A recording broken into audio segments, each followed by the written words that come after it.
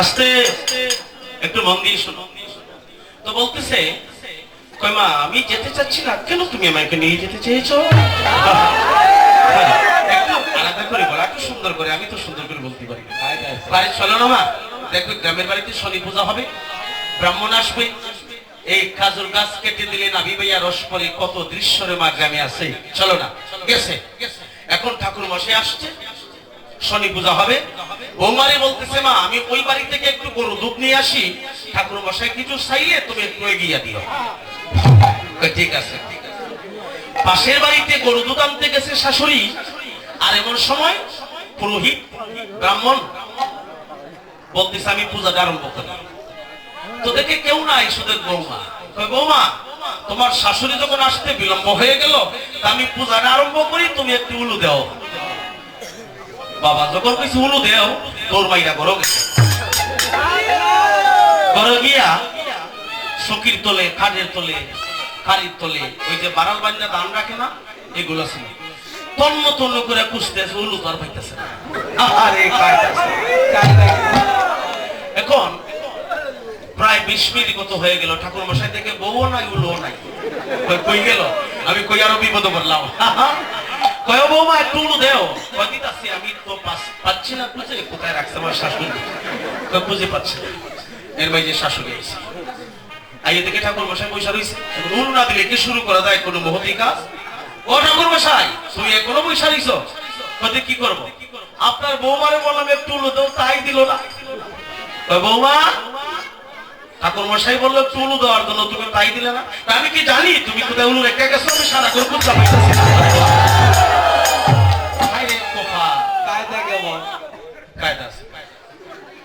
অত শহরের মানুষ তো উলু বুঝতে গেছে ঘরের ভিতর, তো কেন বুঝতে গেছে তার জানা নাই। হরিবল উলু কারে বলে ওর জানা নাই, আপনাদের তো জানা আছে। হরিবল জানা আছে না? আপনার তো গ্রামের মানুষ, এখন তো জানা আছে। দেখে একটু উলু ধ্বনি করেন তো।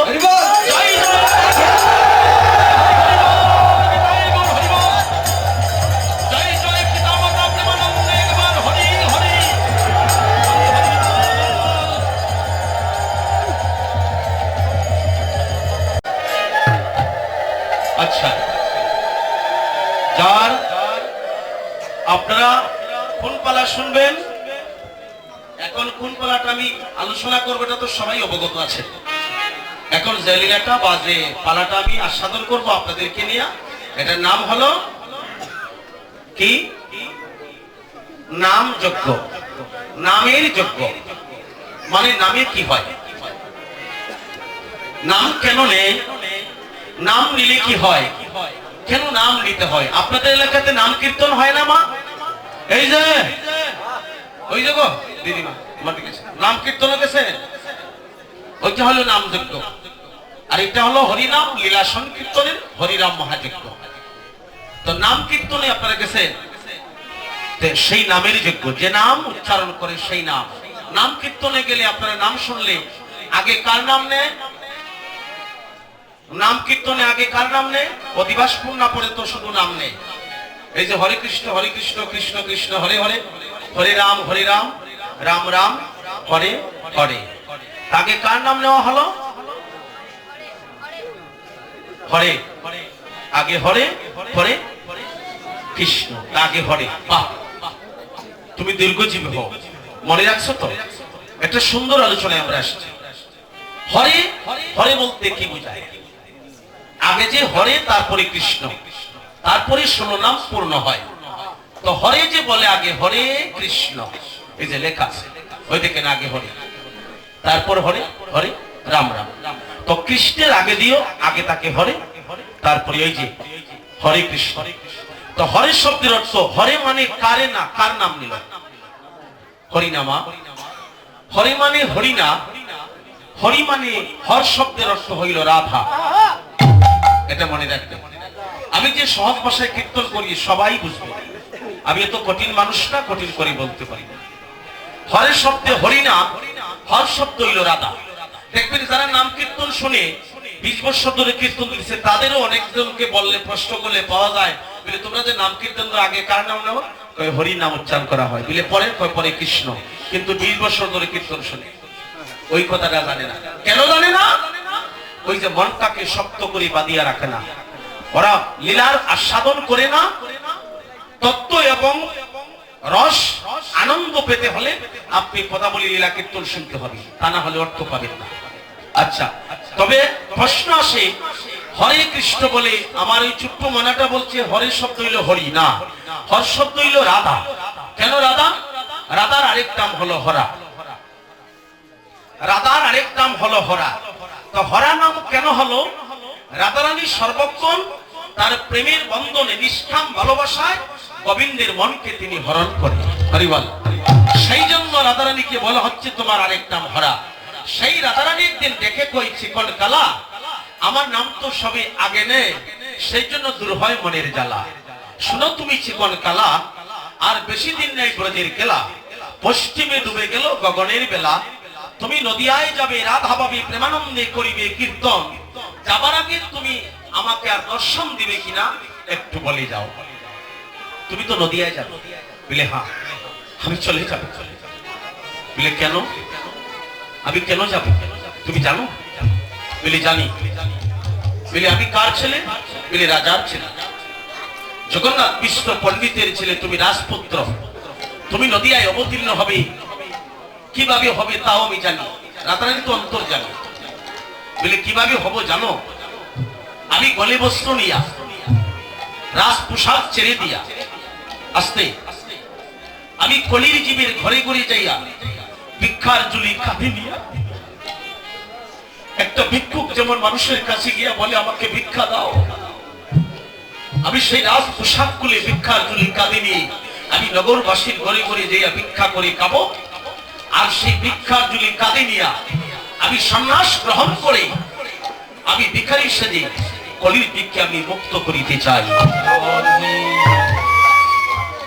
বলি তুমি রাজপুত্র, তুমি ভিখারি সাজবে? বলে হ্যাঁ, ভিখারি না সাজা পর্যন্ত আমি কলির জীবকে মুক্ত করিতে পারবো না। এটা প্রভুর প্রতিজ্ঞা। তো আস্তে গন্ডগোল করবেন না, মা বোন সবাইকে বলতেছি, এই আসলে মর্যাদা। এখানে চ্যানেল আছে, এখানে ক্যামেরা আছে, অনেকে মোবাইল দিয়ে ভিডিও করতেছে, ইউটিউবে ছেড়ে দিবে। আপনাদের এই বৈষ্ণবত্ব, আপনাদের এই আসরের মর্যাদা, এই আসরের সুন্দরতা বিশ্বের সমস্ত বাঙালি ঘরে বসে দর্শন করছে, এটা আপনারা জানেন। এখন ইন্টারনেট ইউটিউবের যুগ। শুধু আমরা দেখছি না তো যে আমি একটা করে গেলাম, এটা আর কেউ দেখবে না। আপনাদের এই বৈষ্ণবত্ব, এই আসলে মর্যাদা যেন কোন রকম দূষিত না হয়, আমি সেই জন্য বিনীত প্রার্থনা করলাম সবাইকে।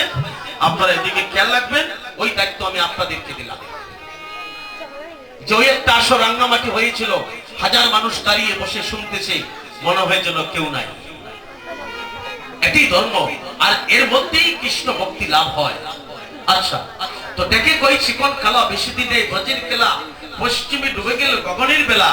আমি নদিয়ায় যাব, রাধা পাবে, প্রেমানন্দে করিব কীর্তন। তার আগে তোমার একটা কিছু আমি দিয়ে যাই। রাধারানী কৃষ্ণের কথা শুনে দেখে কয় চিকন কালা, তুমি আমাকে দিতে পারবে, তবে দিবে আমি যে জিনিস তোমার কাছে চাইবো সেটা চাইলে তুমি আমাকে দেবে না। কৃষ্ণ কয় শোনো বিনোদিনী রাই, আমি তোমার কাছে বলতে চাই, আমি নদিয়ায় রাধাভাবে প্রেমানন্দে কীর্তন করতে চাই, যাবার আগে তোমার একটা কিছু দিয়ে যাই। বলে তাহলে আমি চাই? বলে চাও। বলে তাহলে তুমি আমাকে দিও। কি চেয়েছিল? রাধারানী এটি চেয়েছিল। ও কৃষ্ণ, আর একটু উপরে আসতে, আমরা তো কীর্তন এসেছি। কি ধন চেয়েছিল রাধারানী গোবিন্দের কাছে? তুমি আমারে বাসবানা বাসো ভালো, অদয়াল আমার তাতে দুঃখ নাই। আমি তোমাকে বাসিব ভালো কৃষ্ণ, চিরদিন এই ভিক্ষা চাই।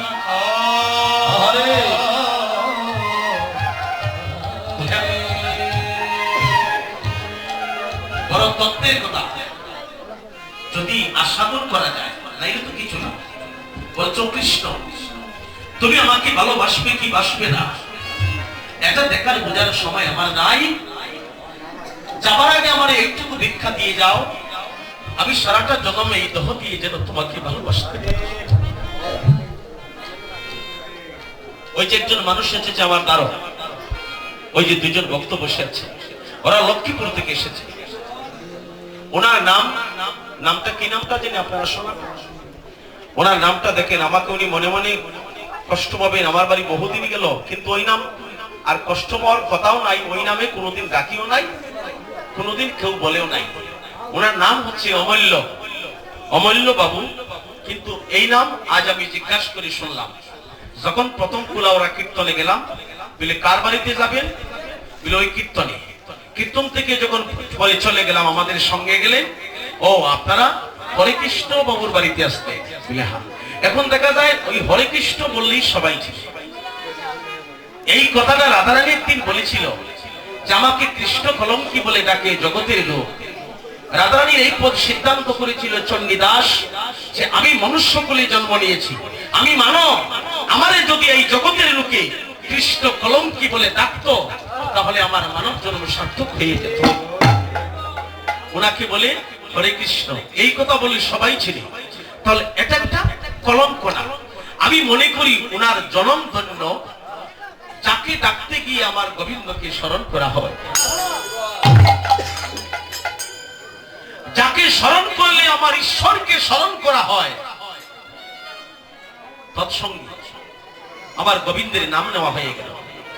তাই রাধারানী এই কথা বলছে, তুমি আমাকে এই আশীর্বাদ করো কৃষ্ণ, আমি তোমার কাছে জীবনে কিচ্ছু চাই না। আমি যেন সারাটা জন্ম এই দেহ দিয়ে তোমাকে ভালোবাসতে পারি দয়াল। আমার এই আশীর্বাদ করে যাও। কৃষ্ণ শেষ বলছি, শোনো বিনোদিনী রাই, তোমার কাছে বলতে চাই, আমি তোমার ভক্তির কাছে পরাজয় হয়ে গেলাম। যে ভক্ত আমার কাছে কিচ্ছু চায় না, সারা জীবন আমাকে ভালোবাসতে চায়, ওই ভক্তকে যদি আমি সারাটা জীবন দেই, আমার দেওয়া হবে না।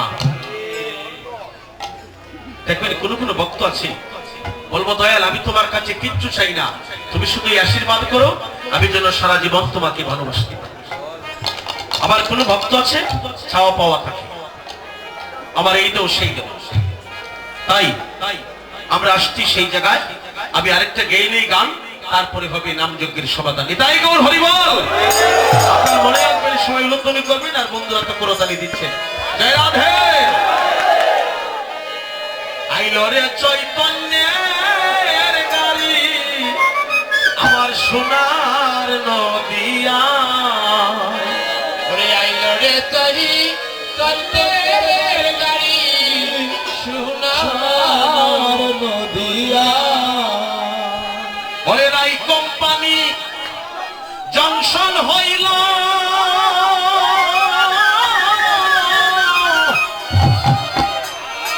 আমার শিবাসের আঙ্গিনা।